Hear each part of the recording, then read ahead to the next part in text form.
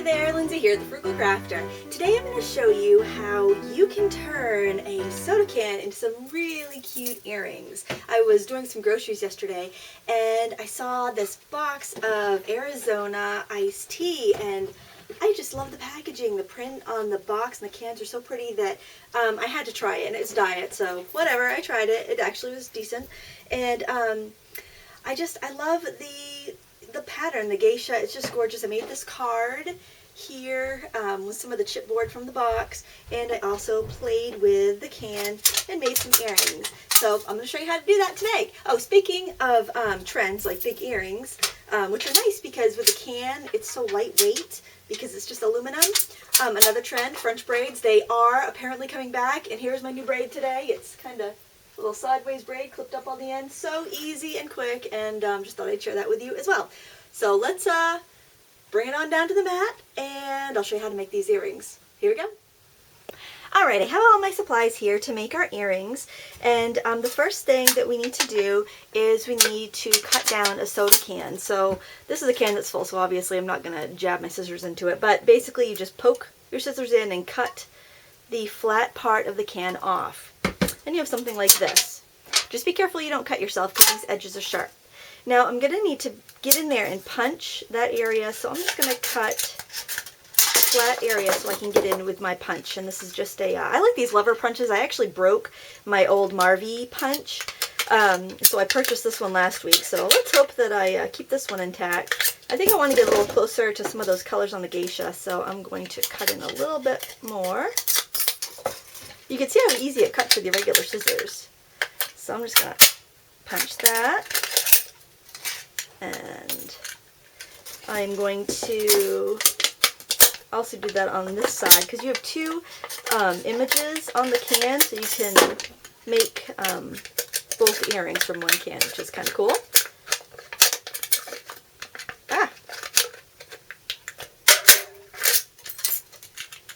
And I want to get some smaller images, so I'm just using this tiny, I think it's like not quite a ½ inch, maybe it's about a ½ inch. It's a small lever punch as well.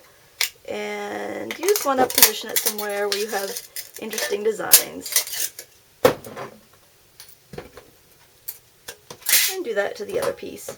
And you might be able to get a few other portions to use out of this if you want to, but I'm just mainly focusing on getting the earrings punched out right now. You could also cut the like geisha into a square and maybe run it through an embosser or something for an interesting look. There's a lot you can do with a pretty soda can. I like to rummage through my returnables before I take them back to the Redemption Center or the recycling bin and see if I can make anything with the stuff I have. Now, I know in my Tiny Tags video I told you to punch the hole first when you're punching a tiny hole to make a tag. In this case, we're going to punch it after the fact because it's a little hard to get into that can with these small punchers. So you're going to punch it and it is going to stick, but you can go in with your scissors and kind of open them up a little bit, and you can get in there and you can pull the thing right off, and I get a nice clean hole right there. So in this case, I am going to punch the hole second. And just go into my scissors, kind of straddle around the little puncher, and pull that right off. And I'm just going to punch two of the holes here because I'll just make one pair of earrings so the video is not too terribly long. I love to recycle. It's nice when you can make something for nothing, and I love how lightweight these earrings turn out. I could wear them all day and they wouldn't bother me at all. Sometimes the really big earrings are heavy because of all the glass beads or all the crystals on them, and these are very lightweight, so it really is nice. And one more.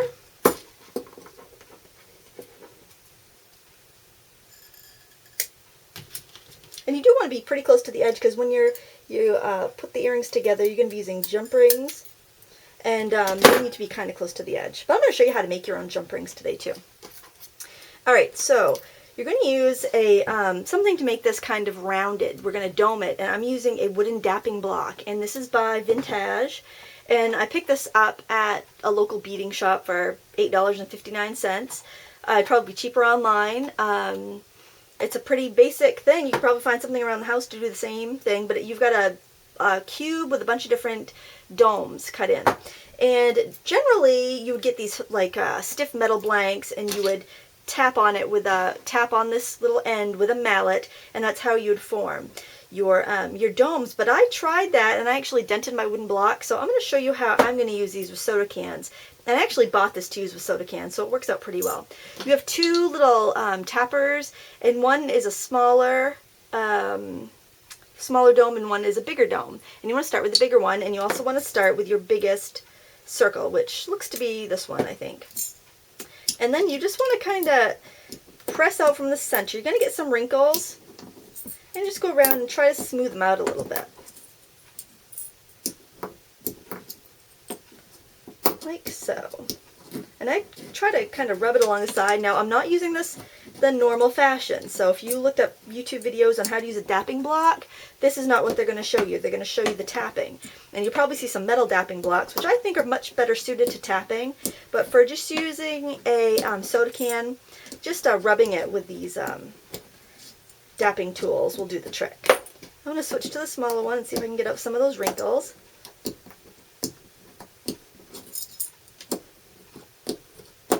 There, they're coming out pretty nicely.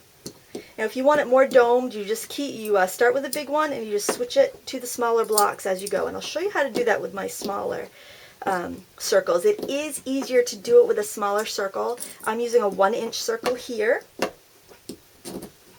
and the other one's like about a half, so the other one will be quite a bit easier. And I will switch to a smaller dome after I get it started.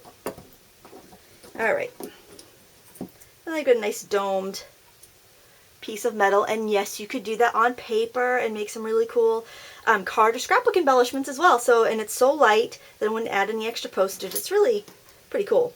All right, so I'm going to do the one of these smaller ones too. I'm going to start with the smaller one because they're so small, and I'm just kind of almost using it like a mortar and pestle. And you can see I don't have any wrinkles on that metal because it's such a small piece. Now I'm going to switch over to a smaller one and do it again. Oops. You want to keep your right side down. And look how quick that is. I mean, it doesn't take any time at all to mold these.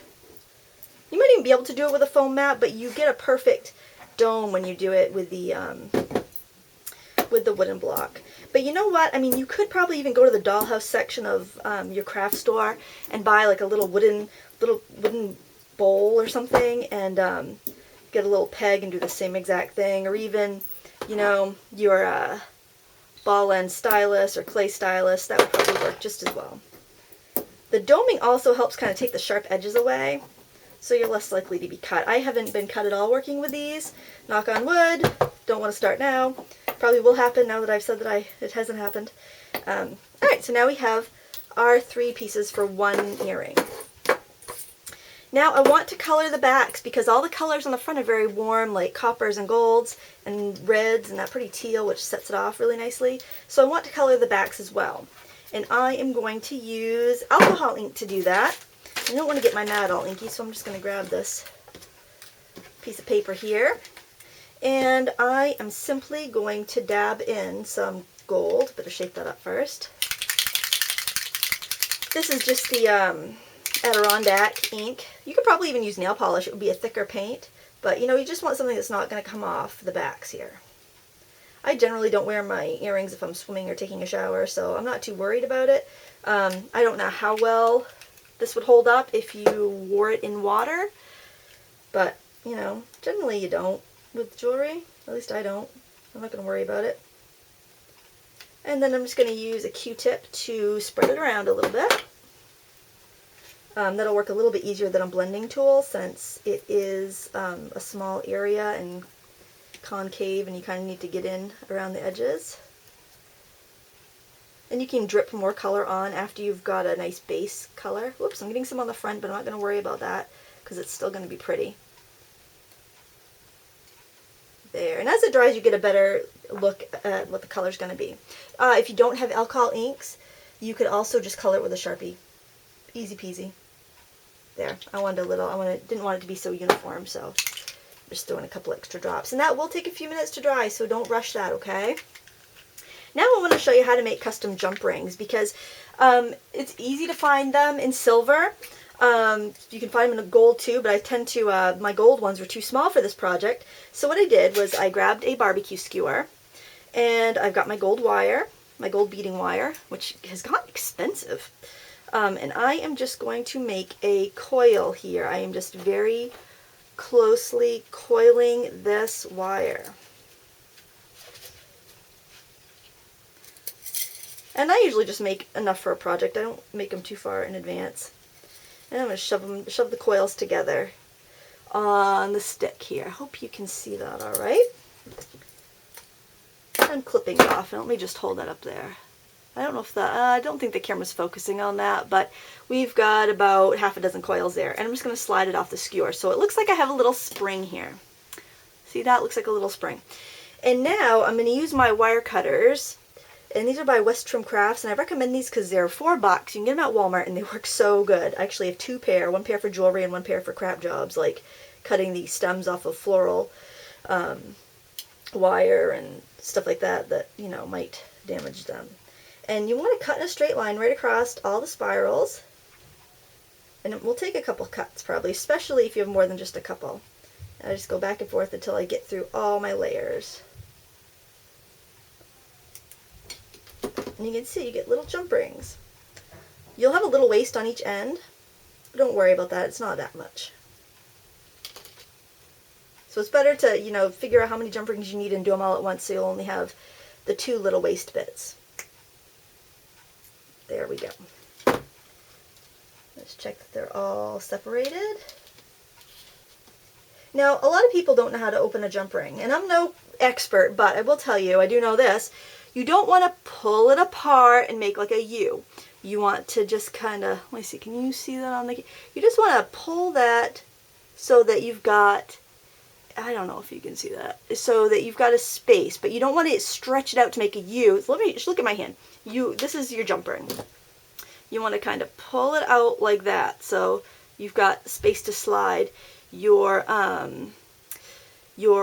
earring, other jump rings or wires into. You don't want it to be out like that, like a U. You want it to like be kind of pulled that way, not pulled that way, because you're not going to get it back together right, and it's going to be misshapen, and it's not going to hold your findings in properly.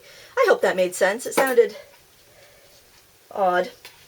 All right, so while our stuff is drying, I'm going to show you how to put together a simple pair of earrings. I don't have the same beads that I had for the pair that I'm wearing now, but we will make do. We'll find, oh, these are pretty.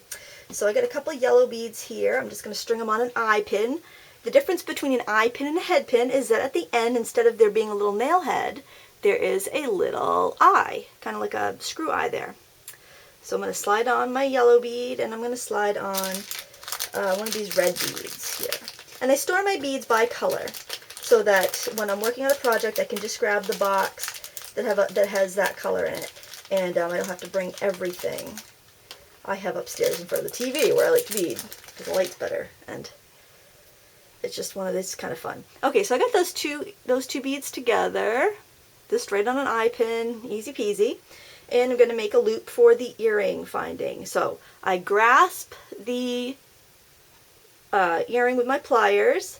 I'm going to fold down the bottom, and then I'm going to wrap the wire over the top. See, I've got this just kind of a gentle bend in the wire. And now I'm going to slide on my, actually I think I'm going to wait. I'm going to put my earring, I'm just going to go ahead and loop this all the way around. I'm just going to wrap that around there. I'm going to make a nice firm loop because I'm going to use that to, I think I want to attach my finding from the jump ring on the little metal piece I put in there to give it a little more jingle jangle, sparkle, movement, whatever you want to call it. And I just snip off the excess. And these are so good to get close. And I would repeat that with the other one. Oh heck, why don't I do that? I can always edit it out if it's too boring. Make both earrings at once. Again, we grasp it about 1/8 of an inch over the beads. I like to push the beads down and fold the wire over. Then I grasp the wire with the round part of my pliers and just twist around the excess and cut off the tail. It's very, see how easy it is to make earrings. You can make them for craft fairs, except I would just put in my hook. If I was just going to make a beaded earring, I would have put my hook in before I closed it up, and it saves a step. But either way, it doesn't matter. It's quick either way. Let's see if our things are dry yet. They are not quite dry. So I'm going to let that dry, and we'll be back and finish up the project. Okay, I'm back. My ink has dried, and I put together the first earring, and it was very quick, so I'm going to show you how to do this one, and hopefully keep everything in frame so you can see exactly what I'm doing. So I'm going to grab a jump ring, and that's what we made, remember, with our wire, and I am going to try to do this close to the camera so you can see. To open it, I am holding it with my plier and just pulling the loop apart. I'm not spreading it out like a U, I'm pulling it apart, so it's like a C still, okay? And then I am going to, on the earring, there's the big loop that I made with my pliers. On the small loop, which would be the eye from the head pin, I am just sliding on the little earring part that I've already made. Now, I'm going to take the largest disc that we domed out of the soda can, and I am just simply sliding that in, and I'm kind of holding it away from me, so normally this is a lot quicker, but since I'm trying to hold it out at a distance so I keep it in frame, it's taking a little longer.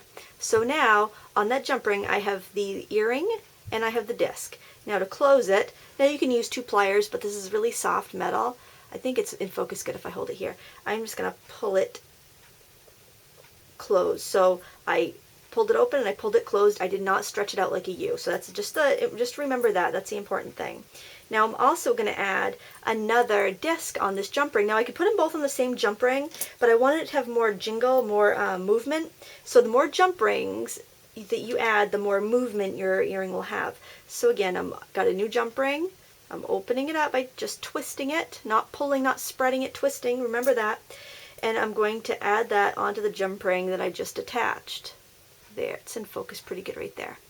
Alright, then I'm going to take another one of the discs, a smaller one that we domed and added ink to. And again, it's going to take me a minute because I'm holding it away from me so it'll stay in camera frame. And I'm slipping that on there. And now to close it, I am simply just using my pliers to pull it back. Okay, now we have this. Now I want to add another disc right up here, and I'm also going to add my earring finding on. So I've got my last jump ring. Remember, I made enough so that I could do my whole project. I just opened it up, just twisted it to open it. Remember, don't pull it apart like a U. I'm going to tell you that a zillion times because I've done it and your stuff will fall apart. I'm not kidding you. Alright, so while this earring is open, this jump ring is open, I'm going to slip on my disc. And I don't think it really matters too much which way you put it on because both sides are pretty because we inked the back, remember? And then I am just going to put on my fishhook earring finding. And just like so, I'm going to close it up. And there we go. See how easy and pretty that is. Now that's the back side and it still looks pretty darn cute. And that's the front side, and that's pretty too. Now I'm going to show you a little tip here. Oh, I just love these earrings. They're so cute. And they're practically free, you know, with the supplies on there. A couple beads left over from a project. Now when I go to sell my earrings, what I do is I take a scrap of cardstock. And this is that basic gray cardstock I'm always raving about. And it was left over from a card. The card I made here, this is like the piece that I cut off of this panel here that I had stamped. And I'm simply going to put my earrings in like this. And now I have a lovely display for them. I can put them in a baggie and sell them at a craft fair. Thank you so much for watching. I hope you try it. Until next time, happy crafting.